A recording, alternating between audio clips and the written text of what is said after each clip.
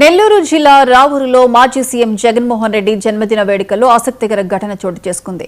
Cake cutting చేసిన జగన్ అభిమానులను Ravuru JAC నాయకులు మద్దతు కోరారు. నెల్లూరు జిల్లా ముద్దు, తిరుపతి జిల్లా వద్దు అంటూ జేఏసీ నాయకులు నిరాహార దీక్షలు చేస్తున్నారు.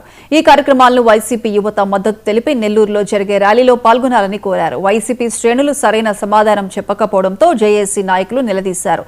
చివరకు సేవ్ రావూరు అంటూ నినాదాలు చేస్తూ వైసీపీ నాయకులు వెళ్లిపోయారు.